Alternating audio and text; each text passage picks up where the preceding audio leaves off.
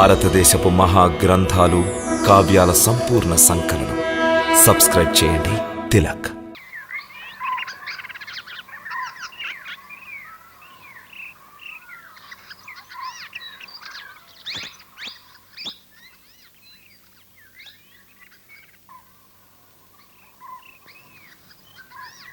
వస్తే దుర్గమ్మ, కొంచెం నూతులోంచి నిలుతోడు. పాప ఈ ముగ్గురికి దాహంతో గొంతెండిపోతుందట. తోడతాలే అక్క.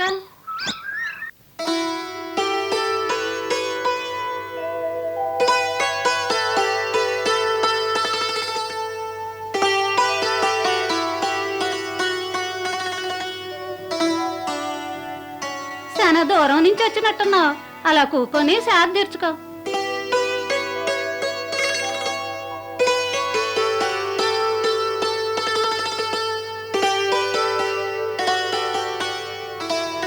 వసేవు మల్లమ్మ. ఏంటక్క? కొంచెం తినటానికి ఏదన్నా బయట పట్టుకురావే. ఇదిగో చెప్తున్నా. పాపం ఆకలితో ఉంటారు. లక్ష్మణ,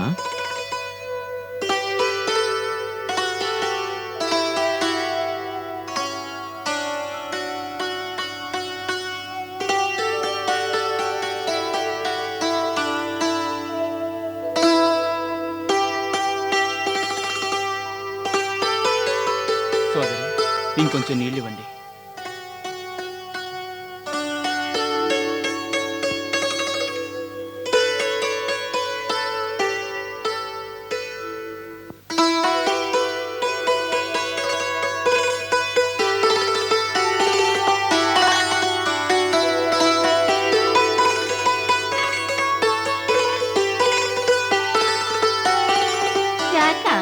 ఎవరు మీరు? ఎక్కడి నుంచి వస్తున్నారు? ఈ అడవుల్లోకి ఎందుకు వచ్చినారు? మేము వనాలలో తిరిగే వనవాసులం. నీ మాటలు అసలు నమ్ము. అడవుల్లో ఎవరైనా సంతోషంగా ఉండాలని వస్తారా ఏంటి? మేము కోరి వచ్చాం. అలా ఒత్తొత్తు మాటలు అనకండి.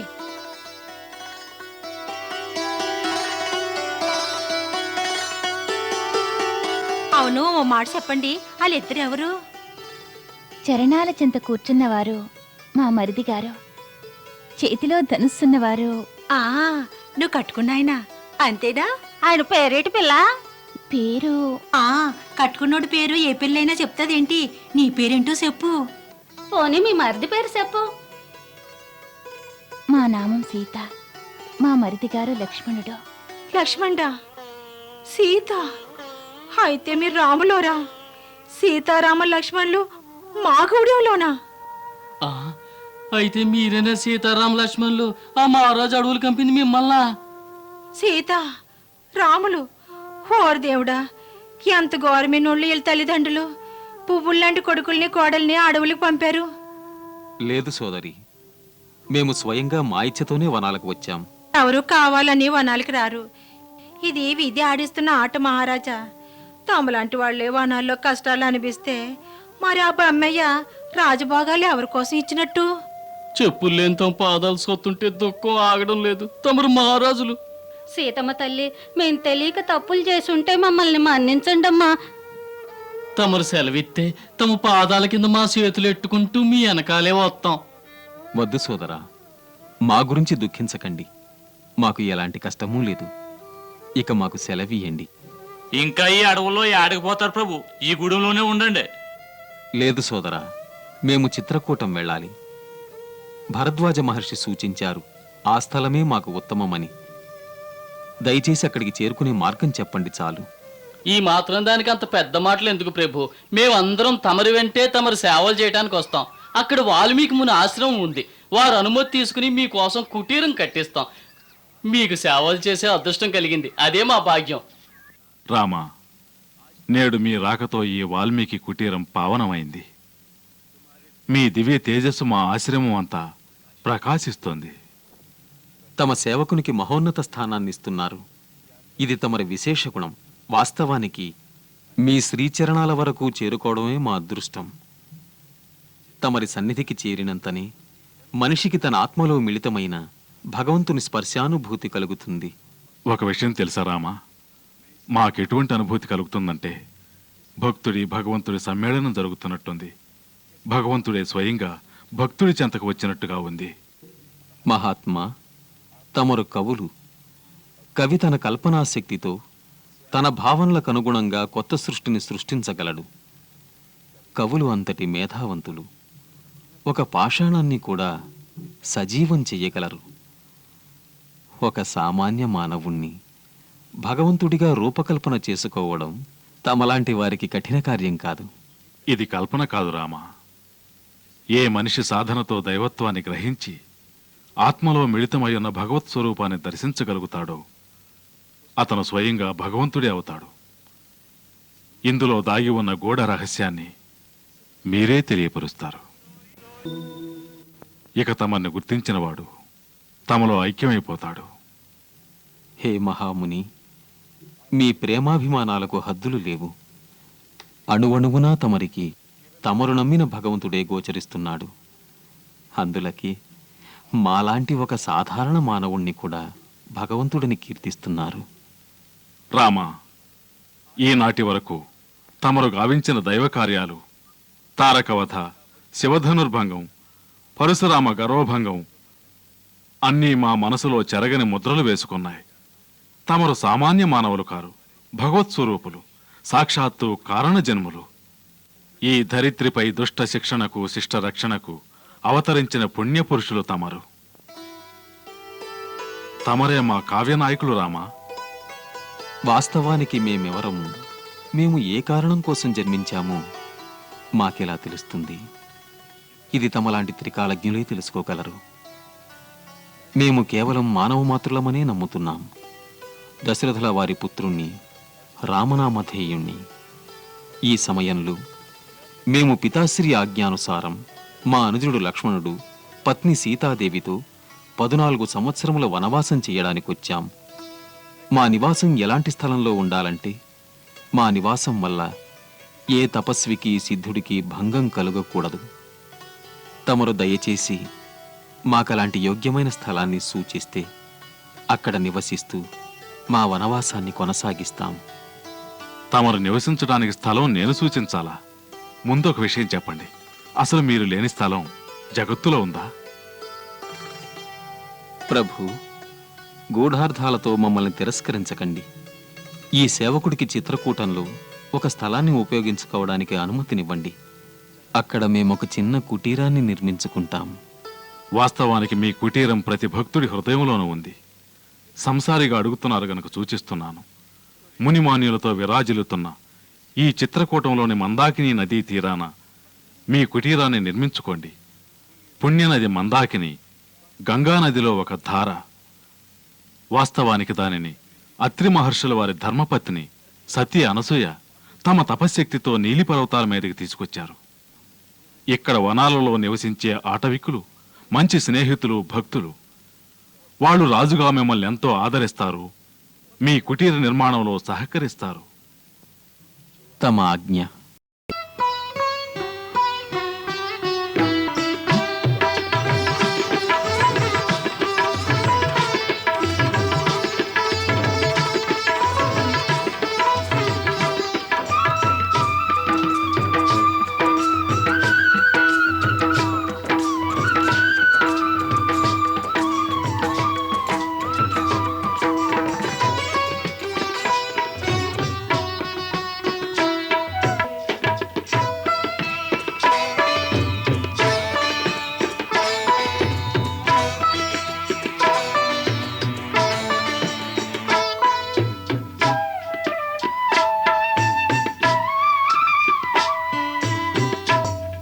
पुण्यतिथो मम सकलमनोरथ सिद्ध्यर्थ गृहप्रवेशाङ्भूतं द्वादशाखाधिष्ठातदेवतानां पूजनमहं करिष्ये।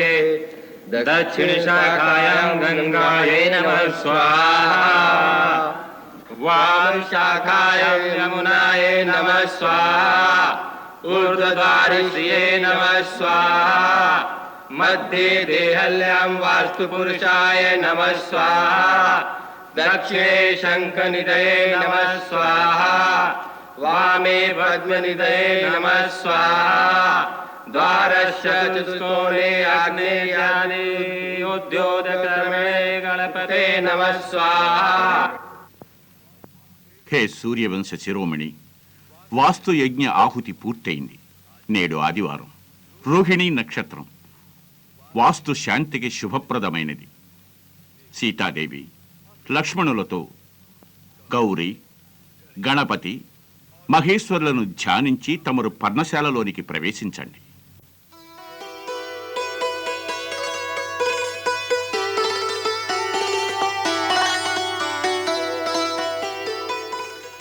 గురుజనులందరూ మంగళవచనాలతో మమ్మ ఆశీర్వదించండి.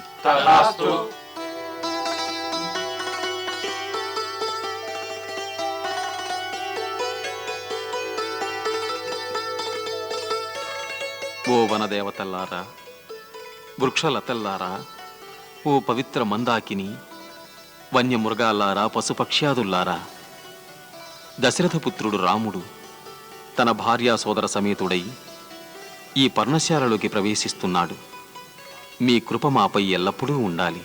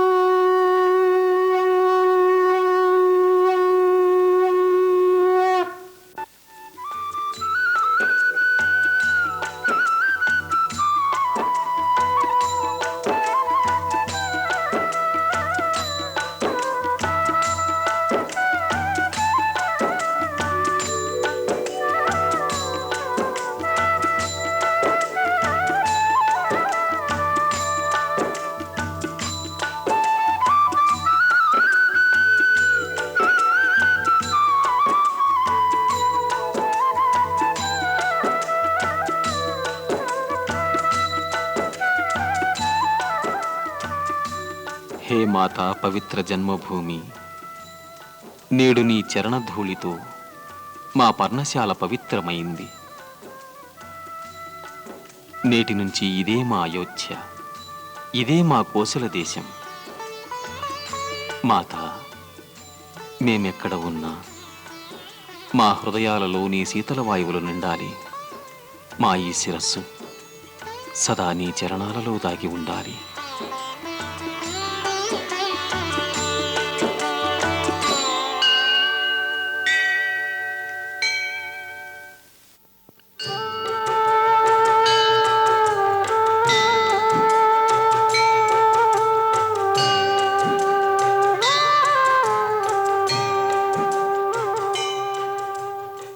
ఆచార్య, గురుదేవా, అన్నీ సిద్ధం చేశారా? తమ ఆజ్ఞానుసారం అన్నీ సిద్ధం చేశాం. గురుదేవా ప్రణామం. సుఖీభవ. తమరే నన్ను రక్షించాలి, తమరే నాకు సహాయం చేయాలి. మీ శరణు కోరుతున్నాను. విషయం ఏమిటి ఆర్యసుమంత?